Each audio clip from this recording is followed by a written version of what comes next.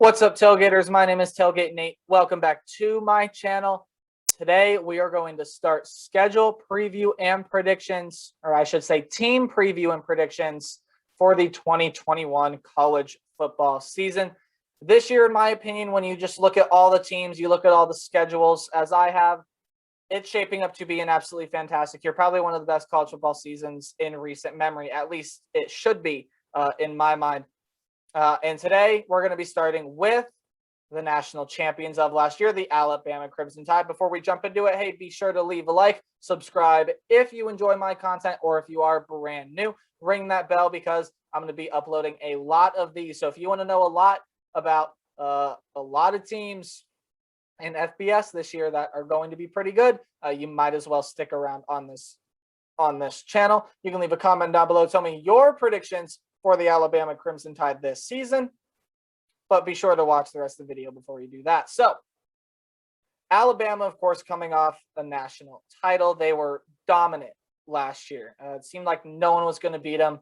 The closest team to play them was Florida. And even then, in my opinion, Florida made it close in the second half, but it wasn't a super competitive game all the way through, if that makes sense. Bama was up 21 at half in that game. Ohio State didn't even play them close. Ole Miss played them kind of close. Like, there was just not a lot of close games for Bama last year. It just showed how good this team was. Due to the fact that they had a lot of talent last year. And a lot of that talent is gone. So we're going to look at some players leaving this Alabama Crimson Tide program. Of course, the starting quarterback, Mac Jones, was a first-round draft pick, was a really good quarterback. He has since gone, as is Najee Harris, also a first-round draft pick, gone as well. Jalen Waddle, Devontae Smith, also gone. That was the number one, number two options, in my opinion, at wide receiver, and I think a lot of people's opinion as well. Two offensive linemen, Landon Dickerson, Alex Leatherwood, are gone.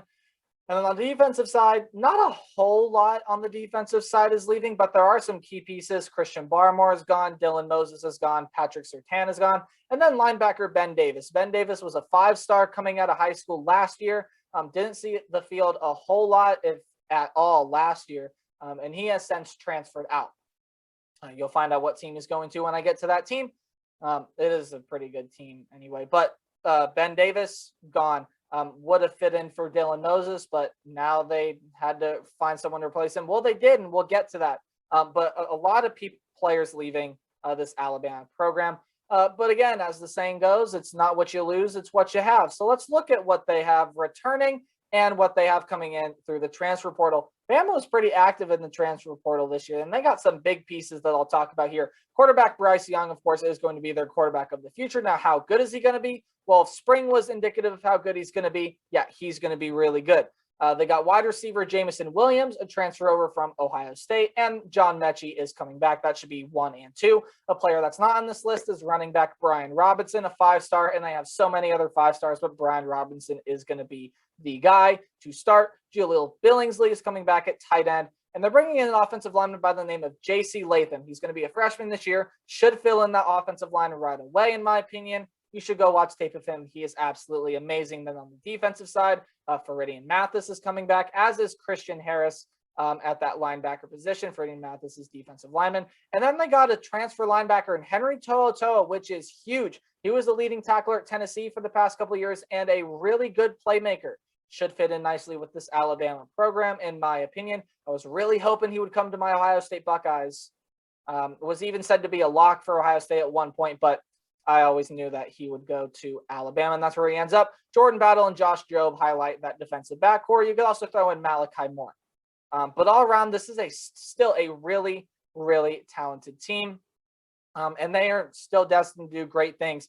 People have seemed to think, oh, okay, well, Nick Saban's getting old, the Tide are going to fall off. They're not going to fall off anytime soon. Let's take a look at their schedule. As I mentioned, they won the national championship last year. Of course, they were SEC champions. 13-0, 11-0, and SEC play. We're going to break down each game by game. I'll talk a little bit more about some games than others just because to me they're going to be better games. They're more interesting matchups. If the date up there gets highlighted in green, of course it's a win, and if it gets highlighted in red, it is a loss. We're going to predict game by game, something I didn't do last year, but something I figured I might as well do this year. So we're going to start at the top and work our way down. The Miami Hurricanes are the Alabama Crimson Tide season opener and what I'm calling the Alabama college football kickoff classic. Alabama seems to go to Atlanta every single year, probably because it is the Alabama kickoff classic. But anyways, Bama, they've done it with Wisconsin. They did it with Duke. They were supposed to do it with USC last year, but of course 2020 was what it was. And now this year it's slated to be Miami. It should be a close competitive game pending the health of De'Aaron King. He should be healthy to play in this game in week 1, but there is a slight chance that he might not be available to play, which would hurt Miami's chances at winning this game tremendously. But as for my prediction on this game, as I said, I do think it's going to be a nice competitive game. Miami is a team that's been on the up and up as of late, but there's just no way they can compete with the talent of Bama. Bama just has so many more weapons, in my opinion, than Miami. I think Bama's going to be able to get a win here. It could be a close one-possession game, but I see Bama winning this probably by double digits. Should be a fun game to watch, though, throughout. Next, they play the Mercer Bears, and I'm just going to go ahead and highlight that one in green. I mean, if they lose to the Mercer Bears, there's just no hope for Alabama, but should easily beat Mercer handedly. Then they get Florida, an away game in the Swamp in week 3. This could be an interesting matchup because Florida is a lot better than I thought that they were going to be coming into this season. Now, of course, they're still not going to be what they were last year, in my opinion, because they lost Kyle Trask and Kyle Pitts. So the Kyles are out of Florida.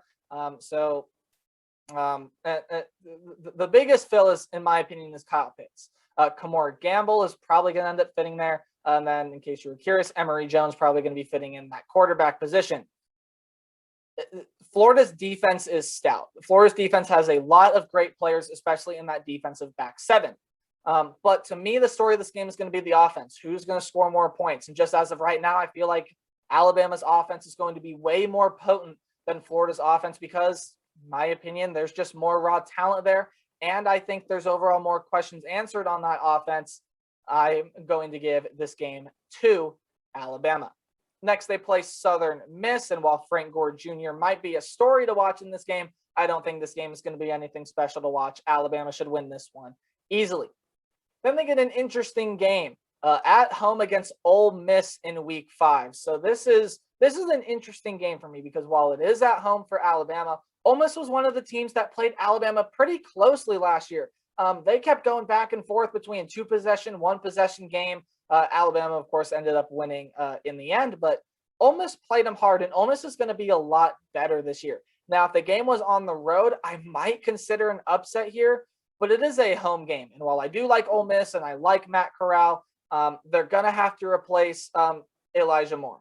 And replacing Elijah Moore is not going to be an easy feat. Of course, they do have a really good back in Jerrion Ealy. I'm really looking forward to watching Ole Miss this year, but I don't particularly think that this is going to be the game that puts Ole Miss back on the map. I just don't think they're going to be able to beat Bama. I just don't think they match up with the talent. Then they get a game on the road against Texas A&M. So another interesting road game that I want to talk about a little bit. I talked about this in my overrated teams video, and I'll talk about it when I get to Texas A&M, but a lot of people seem to think Texas A&M is going to be right back where they were last year. Spoiler, they're not. In my opinion, they're not even going to be, well, they're going to be remotely close, but they're not going to be close, if that makes sense. I mean, everyone's expecting this team to compete right away with Alabama this year, especially because they get the game at home. But if you look, I mean, losing Kellen Mond is huge, of course, and they still have a lot of great talent. But I just don't think Texas A&M is going to be as good as they were last year. I'm just not a huge Texas A&M supporter right now. It's not necessarily that I don't believe in the team. I try to believe in every team at least a little bit. But I'm not a believer that Texas A&M is going to compete again for a college football playoff spot this year. Now, with that being said, this could be a close game and a game that possibly Alabama gets put on upside alert.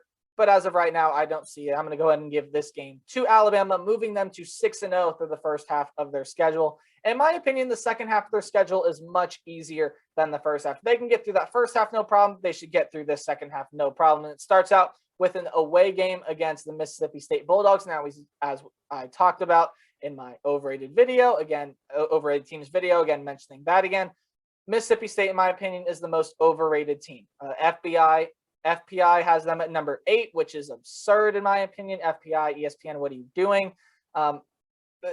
This team last year, yes, beating LSU was a surprise, and that was about as good as it got for Mississippi State last year. It all went downhill from there, and even though they won their bowl game, there was the whole situation with the fight, and just, again, 2020 was what it was. But for Mississippi State, I'm not expecting much out of them. I'm expecting them to be in the race for last place in the SEC. Well, maybe second to last, as Vanderbilt is still in the SEC.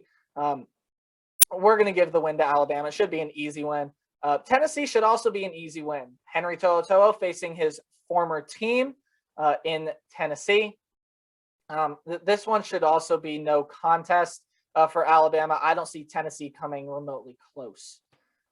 Now they get a game against LSU. So they do get their bye week in between Tennessee and LSU. And then after that, here you go. It is the LSU game, and it should be an interesting game.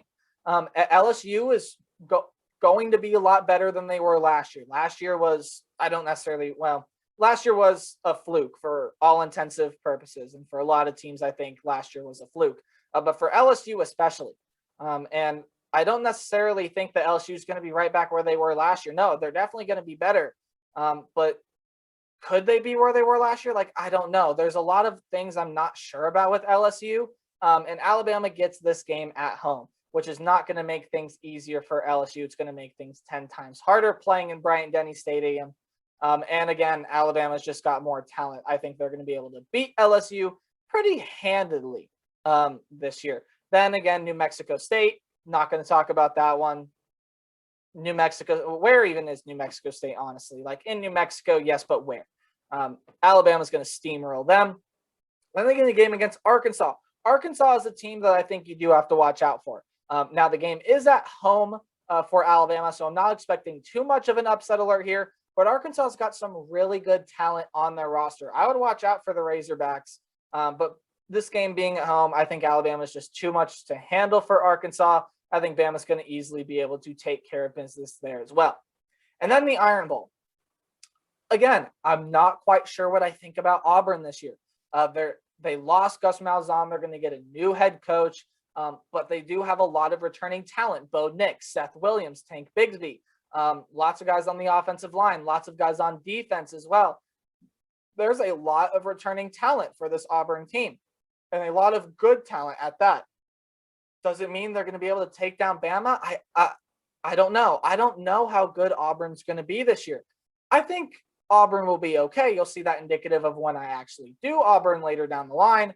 But I don't think this team is going to be superb next year. I don't think this team is going to be ranked to start off the season. Heck, they might not even be ranked when they play Alabama. Now, it is the Iron Bowl, and it can be competitive, and it is a road game for Alabama. But I do have to go off with the fact that Alabama just has too much talent. I mean, still, the way that this Alabama team replenishes talent year after year, like a lot of the Blue Bloods do, is crazy. And something like that in sports is amazing. When you do it at Alabama's level, you're guaranteed to walk away with a few unspoiled seasons. And I think 2021 is going to be another one. My predicted record for them is 12-0. Now, I like to do a thing called a record range, and I take the team's worst case scenario with their best case scenario. And of course, the best case scenario for Alabama is 12-0. That's what I'm predicting. But maybe Bryce Young doesn't turn out like he did in the spring game. Maybe the spring game was just a fluke or something. Now, of course, this is the absolute worst case scenario. Worst case scenario I can see for Bama is 10-2, possibly 9-3, but I think the absolute worst they can do is 10-2. They've got too much talent to do any worse. Bryce Young looked amazing in the spring game, and hey, and an upset or two can happen. It's college football. That's why we all love it, because of the upsets. But I don't think so. I think Alabama far and away is the most talented team, not necessarily in the nation, but definitely the most talented team in the SEC, should be the favorite to win the SEC next year. And that is going to do it for my Alabama season preview and predictions. I predict the Alabama Crimson Tide will be 12-0 on their way to another SEC championship and possibly on their way to another college football playoff berth. Thank you guys so much for watching. Again, make sure to leave a like. You can comment what you think Alabama's going to do this year down in the comment section below. I'll read through your picks, and we can see if we agree or disagree. Be sure to subscribe if you're new to the channel or you just enjoy my content. Turn on that notification bell because I'm going to be doing a lot more teams than just Alabama. So, guys, remember, play hard, but tailgate harder. I will see all of you guys next time with Clemson. Clemson is the next team on the chopping block. Goodbye.